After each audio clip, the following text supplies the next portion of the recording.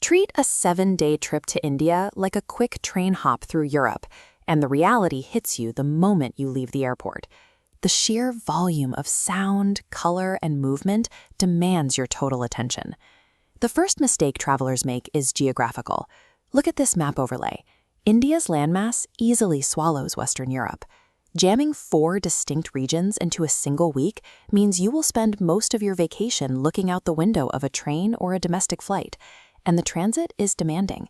You are often moving through 40-degree heat, navigating dense traffic corridors, and processing constant sensory input. The environment drains your battery much faster than a standard holiday. Ignoring that physical and mental drain guarantees complete burnout. To survive and actually enjoy a short timeline here, the route you choose has to be rigorously mapped to your personal endurance level. With only 7 days, you have to make a stark choice. You are trading off between iconic intensity, seeing the famous monuments you've always dreamed of, and immersive tranquility. You cannot have both. To figure out your limits, look at this evaluation matrix. On the horizontal axis, we plot your sensory tolerance, how well you handle noise, crowds, and unpredictability. On the vertical axis, we plot your preferred travel pace, from relaxed to highly frenetic. Landing in the wrong quadrant ruins the trip. Push a low sensory tolerance into a frenetic pace, and you hit transit exhaustion. Move too slowly with high expectations, and you risk feeling isolated behind hotel walls, missing the very culture you came to see. We are stripping away the glossy brochure promises. By looking objectively at friction and reward, we can map 4 distinct 7-day routes directly to your specific travel DNA. But before choosing a route, there are baseline rules for a short timeline. First is your food and water intake. Drink only sealed bottled water. For meals, follow a strict rule. Peel it, boil it, or leave it. Eat freshly cooked hot food. The direct trade-off here is giving up raw street food. On a 6-month backpacking trip, you can afford a few sick days. On a 7-day timeline, a stomach bug costs you 20% of your vacation. Second, hire reputable, vetted local operators. A professional guide handles the logistical friction, navigating ticketing chaos and deflecting aggressive vendors, so you can focus on the sites themselves. Sticking to these inputs preserves your physical health and your mental bandwidth. You will need both to handle whichever route you select. Route 1 is the Golden Triangle: Delhi, Agra, and Jaipur. This is the heavy hitter. It requires navigating massive, congested highway systems or busy rail stations, often during the peak afternoon heat. The reward is checking global bucket list monuments. But to reach them, you push through environments exactly like this: dense crowds, aggressive vendors, and heavy traffic. The mandatory logistical hack for this route is waking up at 4:30 in the morning.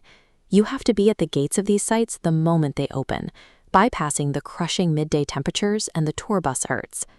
When you execute that early morning strategy, you earn the isolated, perfect views of world wonders that you traveled across the globe to see.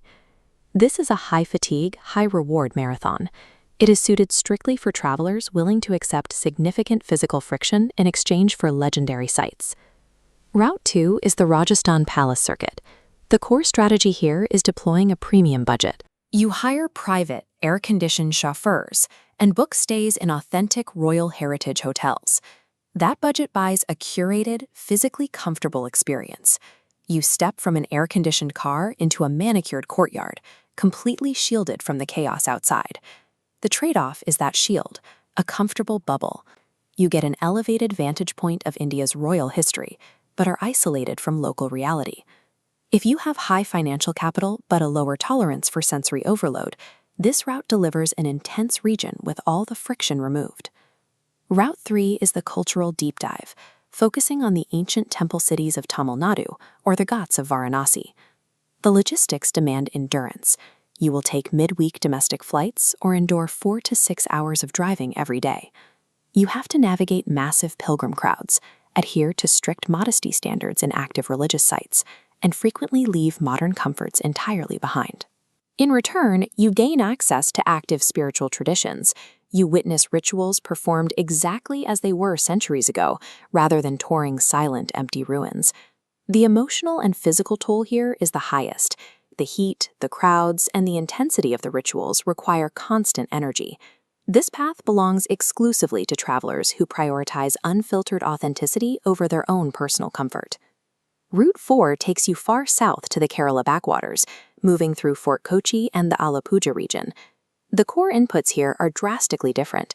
The pace drops, the air is cleaner, the logistics are highly manageable, and the primary objective is relaxation. Instead of fighting traffic in a van, your primary vehicle and hotel is often a private, traditional houseboat drifting down a network of quiet canals. The massive trade-off? You are sacrificing the global icons. You will not see the Taj Mahal, you will not see desert forts. You trade architectural majesty for tropical nature. If you are managing group harmony, traveling with children, or simply need to lower your heart rate, this route yields the highest return on time. So how do you decide?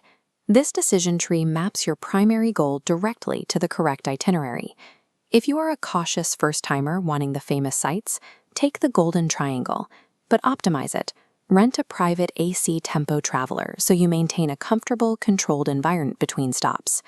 If your goal is luxury and your budget allows it, choose the Rajasthan Palace Circuit. Accept the luxury shield and enjoy the pristine service.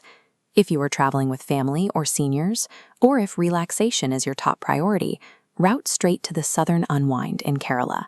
And if you demand raw authenticity and are willing to embrace the friction to get it, commit to the cultural deep dive in Varanasi or the South. There is no universal best way to spend 7 days in India. There is only the trip that aligns correctly with your threshold for friction. The ultimate rule of the subcontinent is simple. India rewards patience, and it heavily punishes rushing. Look at your planned itinerary. If the number of stops exceeds your personal limits, cut them ruthlessly. Doing fewer things with greater focus will always serve you better here. Aligning your route with your limits stops the constant struggle against the environment. It ensures your 1 week in India is remembered for the culture you actually saw, rather than the transit exhaustion that